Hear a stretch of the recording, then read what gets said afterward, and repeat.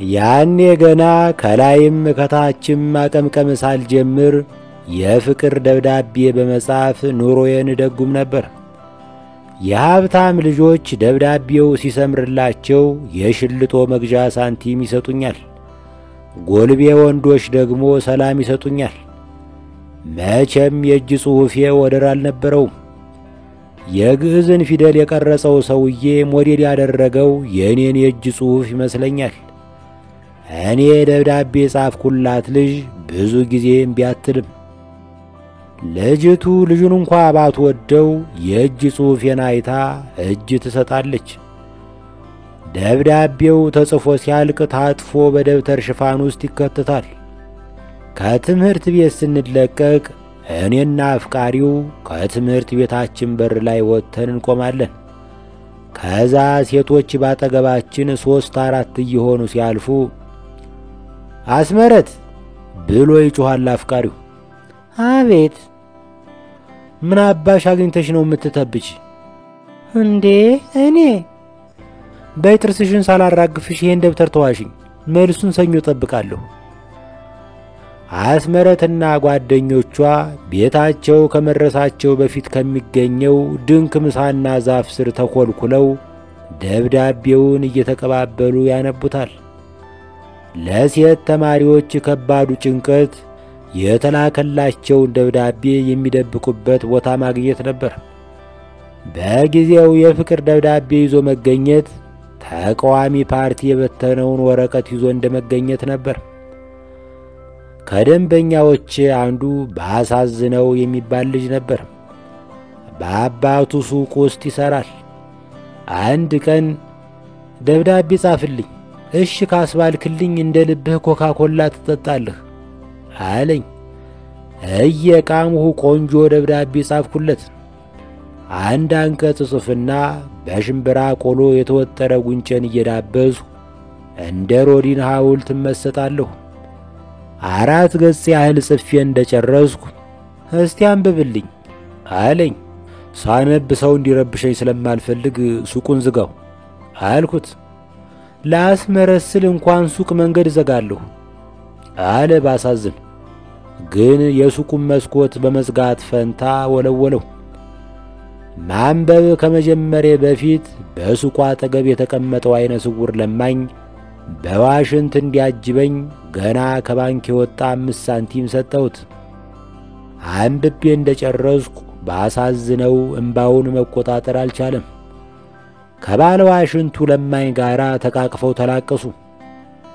በመጨረሻ ባሴ ወረቀቱን ከእጄ ነጠቀኝና የፈረሰ አጥር በሚመስል የእጅ ጽሑፉ የዳምጠው አየለን ዘፈን 3 ጊዜ አድምጭልኝ የሚል ማሳረጊያ ጨመረበት። ከዛ ወረቀቱን በደብተሩ ገበር ውስጥ እየከተተ በስመ አብ ልብ የሚያጠፋ ደብዳቤ ጻፍንላት አይደል? ከዕለታት በአንዱ ቀን ስሙን በማልጠቅሰው የአውሮፓ ከተማ ውስጥ ራሴን አገኘሁት። በማግስቱ ከአንዲት ዲያስፖራ ሴትዮ ጋር ካፌ ውስጥ በድንገት ተገናኘን። በውቄ እንኳን ደህና መጣህ አለችኝ። እንኳን ደህና ቆየሽኝ አገር ልጅ። የሥነ ጽሑፍ ምሽት ላይ እመጣለሁ። እጠብቃለሁ። ትንሽ ካወራን በኋላ የአጎናፍርን ጉድ ሰማህ የሚል ጥያቄ ያቀረበችልኝ። አጎናፍር በከተማው የሚኖር ዝነኛ ዲያስፖራ ጋዜጠኛ ነው። እኔ በከተማው በገባሁበት ቀን አጎናፍር ዲያስፖራው በሚጠቀመው የግሩፕ ቫይበር ላይ መልእክት ሲለዋወጥ በድንገትና በስህተት አንድ ፎቶ ያጋራል። ፎቶው ከአንዲት ሴት የተላከለትን የከፊል እርቃን ምስል የያዘ ነበር። የግሩፑ አድሚን ፎቶውን በጥድፍ ያጠፋው፣ ግን ዘግይቷል።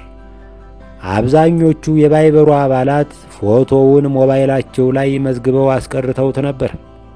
ሴትዮዋ ሞባይሏ ላይ ያስቀረችውን ፎቶ አሳየችኝ። በምስሉ ላይ አንዲት ሴት በመራቢያ አካሏ ላይ ጣቷን ጣል አድርጋ ትታያለች። ደግነቱ የልጅቱ ፊት አይታይም። እኔም እንዴ ወይ ጉድ ሰው እንዲህ ተበላሽቷል እያልሁ ምስሉን አጣጣምኩት። በማግስቱ ወደ አንድ ወዳጄ ቤት የሚያደርሰኝን አውቶቡስ ተሳፈርሁ። አውቶቡሱ ቀጣዩ ፌርማታ ላይ ሲቆም አንዱ አልፎ ያጅ አበሻ ከታች ሆኖ በውቄ አንተም ተሰደድህ እንዴ አለኝ። ለጉብኝት መጥቼ ነው። ጥሩ ጊዜ እንደምታሳልፍ ተስፋ አለኝ። አመሰግናለሁ። መቼም ያጎናፍርን ቅሌት ሰምተሃል። አጎናፍር ምን ሆነ ደግሞ አልሁ ያልሰማው መስዬ። አጅር ያጎናፍርማ ብሎ ሲጀምር አውቶቡሴ ተንቀሳቀሰ። አታምኑኝም፣ አበሻው ሳይክል እየነዳ የተሳፈርኩበትን አውቶቡስ አሳዶ ደረሰበት። ከዛ በመስኮቱ አንጋጦ የሆነች ሴት የርቃን ፎቶ ልካለት ነው። የልጅቷ ፊት ባይታይም አበሻ እንደሆነች 100% እርግጠኛ ነኝ። እኔና ጓደኞቼ የጣቷን ምልክት አይተን እያፈላለግናት ነው። እንዲያውም ራስህ ላሳይህና ፍረድ አለና ፕሪንት አድርጎ የያዘውን ፎቶ እንደ መፈክር ከፍ አድርጎ ሊያሳየኝ ሲሞክር የሚነዳው ሳይክል ከፊት ካለ የመብራት ምሰሶ ጋር ተላተመ። መረጃ ለማዳረስ ሲል የከፈለውን መስዋዕትነት እያደነቁ ጉዞዬን ቀጠልሁ። በማግስቱ ከተሰደደ ረጅም ጊዜ የሆነው አበሻ ጋር ተገናኘሁ። ስናወራ ከቆየን በኋላ ድንገት አጎናፍር ተነሳ። ሰውየው አጎናፍርን በፖለቲካ አመለካከቱ ምክንያት አምርሮ እንደሚጠላው ለመረዳት ጊዜ አልፈጀብኝም። ለካስ እኔም ሳላውቀው የከተማው ወሬ እንደወረርሽኝ ተጋብቶብኛል። የአጎናፍርን ጉድ ሰማህ እንዴ አልሁት። የምን ጉድ አለኝ በከፍተኛ ጉጉት። ገልመጥ አልኩና ስልኬን አውጥቻ አሳየሁት። ሰውየው ፎቶውን ሲመለከት ይሄ ባለጌ፣ ይሄ ቅሌታ ብሎ ይቀውጠዋል ብዬ ጠብቄ ነበር። እሱ ግን ያቀረብኩለትን ምስል መነጽር እየቀያየረ ሲመለከት ከቆየ በኋላ በንዴት ራሱን ወዝውዞ እንዲህ አለ። ከጎግላ ወርዶት ይሆናል እንጂ ለአጎናፍርማ ይህን የመሰለ እምስ የምትልክለት ሴት የለችም። በነገራችን ላይ የዓለም ዋንጫ ከሸፈናቸው ክስተቶች አንዱ ትናንት ተከብሮ የዋለው የዓለም የመሳሳም ቀን ነው። ትናንት ረፋር ላይ ወደ ሐዋ ሱቅ ሄድኩ። ራስን ሸነገልሃት በሉኝ እንጂ ሐዋ የግጥሚያ አድናቂ ናት። ከዚህ በፊት እንደምናደርገው ስለ ስነ ጽሑፍ አወጋን። በመጨረሻ ስለ መሳሳም ተነሳ። ፍቅረኛሞች በ100 ዓመት ዕድሜያቸው ወሲብ ማድረግ አይችሉም። በ100 ዓመት ዕድሜያቸው ግን መሳሳም አይሳናቸው። መሳሳም ከአንቀልባ እስከ ከፈን የሚዘልቅ የስሜት ማህተም ነው አለችኝ።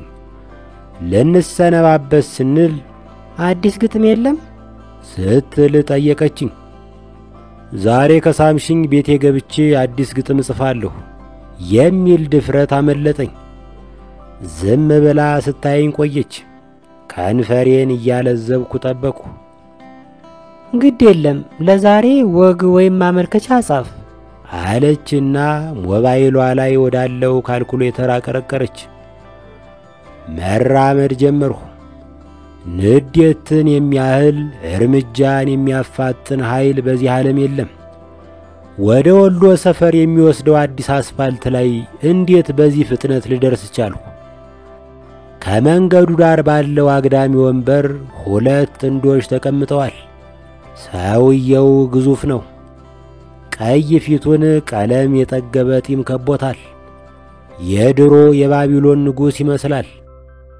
የወሎ ሰፈር ሰማይ በደመና ቢሸፈንም ሰውየው ጥቁር የፀሐይ መነጽር አጥልቋል። ባለ ትዳር ሳይሆን አይቀርም። ጭር ያለ ቦታ መርጦ መምጣቱ ነው። ቢችል ይህንን የፍቅር ታሪኩን እስኪጨርስ የአዲስ አበባን ሕዝብ በጅምላ ቢያባርረው ወይም ለመስክ ሥራ ቢልከው አይጠላም። ልጅቷ በትከሻው ላይ ዘንበል ብላለች።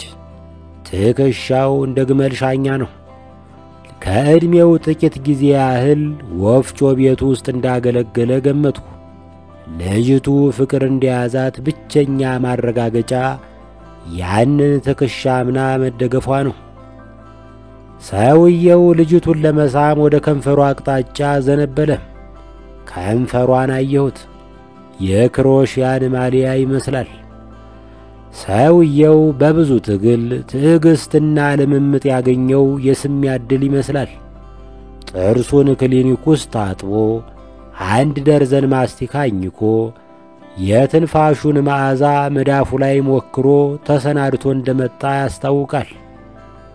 ከንፈሮቻቸው ሊነካኩ የስንዝር ሩብ ሲቀራቸው እኔ በኃይል ብዬ ጉሮሮዬን አጸዳሁ።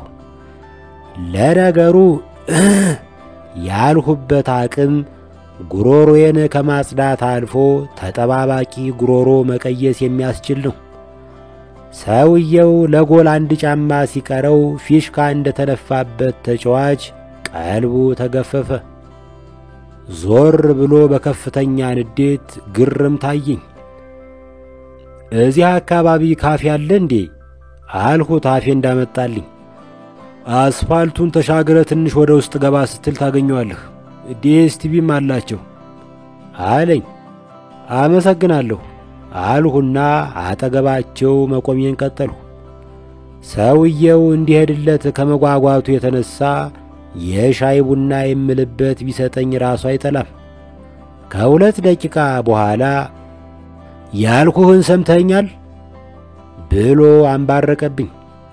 ሰምቻለሁ እና እጅህን ይዤ እስካሻግርህ እየጠበቅህ ነው? ከዕለታት አንድ ቀን ከ3 ጓደኞቼ ጋር ካፌ ውስጥ ቡን እየጠጣን እናወራለን።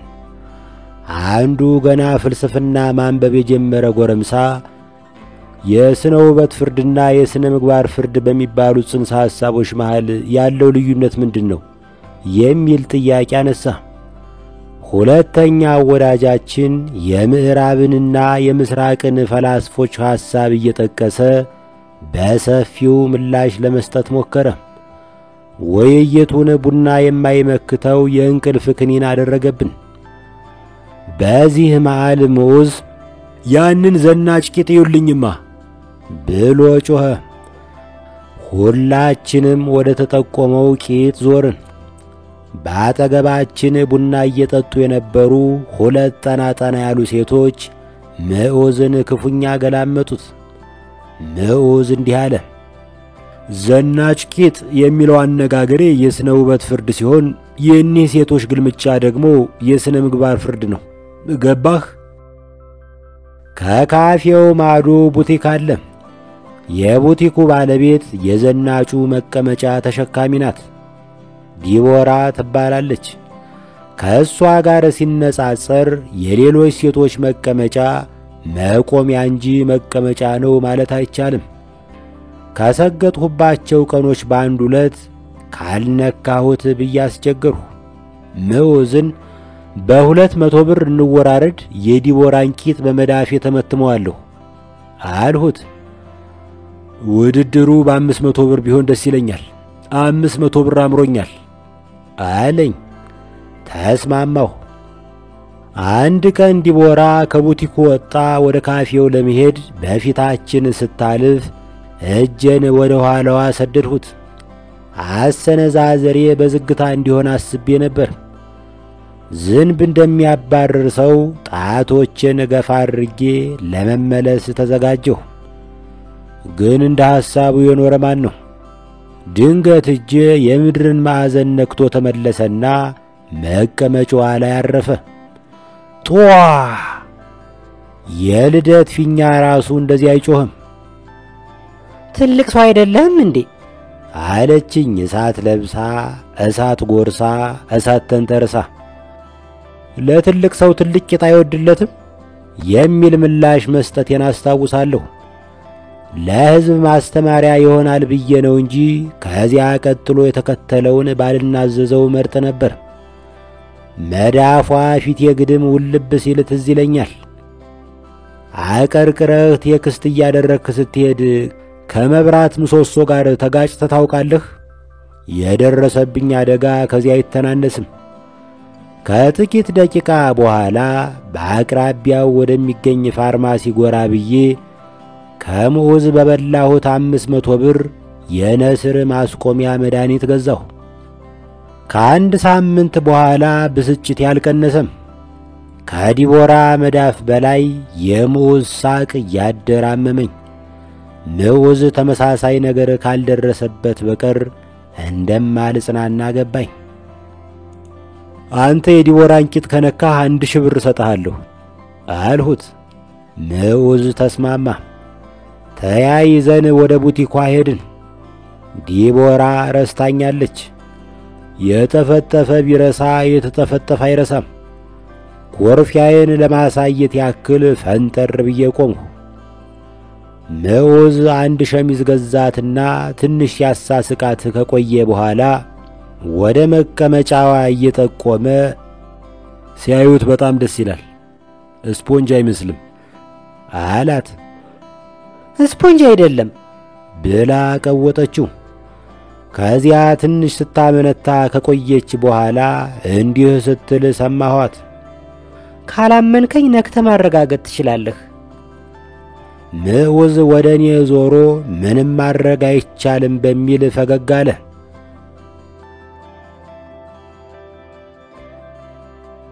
የእሁድ አየር ጸባይ ለእኔ ሁሌም ንጭንጭ የቀላቀለ ነው። እሁድ ከፌስቡክ የመሰናበት ሐሳብ ይመጣልኛል። እሁድ ተሰናብቼ ሰኞ ጥያችሁ ጠፋሁ አይደል ብዬ ተመልሼ አውቃለሁ። እንዳውም አንዳንዴ ሳስበው የእኔ የፌስቡክ ስንብት ከሌንጮ ለታ የቃለ መጠይቅ ሽሽት ጋር ይመሳሰላል።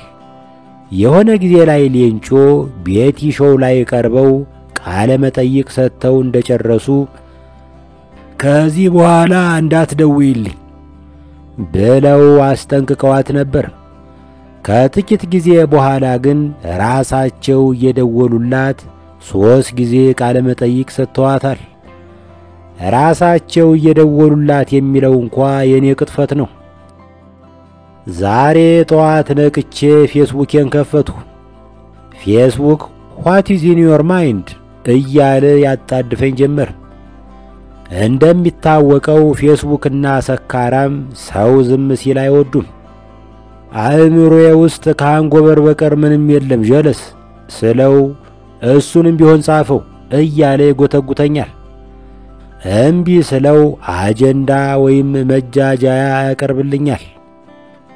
እና ጠዋት ምን ያህል ሰነፍ እንደሆኑ ለማወቅ የእግር ምልክቱን ይንኩት የሚል ሰንጠረዥ ጋር ተፋጠጥኩ። በጣም ሰነፍ ከመሆን የተነሳ የእግር ምልክቱ ላይ ክሊክ የማድረግ ፍላጎት አጣሁ። ብዙ ሳልቆይ የሜሴንጀር ሳጥኔን በረገድኩት። አንዲት የምታምር ሴት ባሌ የሚል ምልክት ላከችልኝ። ጎባ ብዬ መለስኩ። አሁን ይሄ ለግሳጼ እንጂ ለብሎክ ሊዳርገኝ ይገባ ነበር። ፌስቡክን ገርበብ አድርጌ ወጣሁና ቱታዬን ለብሼ ወደ ቀበና መራመድ ጀመርሁ።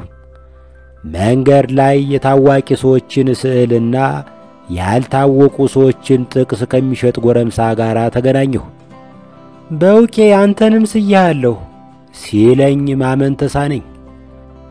የትወናው ንጉሥ የዓለማየሁ ታደሰም፣ የንዋይ ደበበ፣ የኩኩ ሰብስቤ፣ የኃይሌ ገብረ ሥላሴ፣ የቀዳማዊ ኃይለ ሥላሴ ምስሎች ከተደረደሩበት አጠገብ የኔ ምስልም መደርደሩ ልቤን ነካው።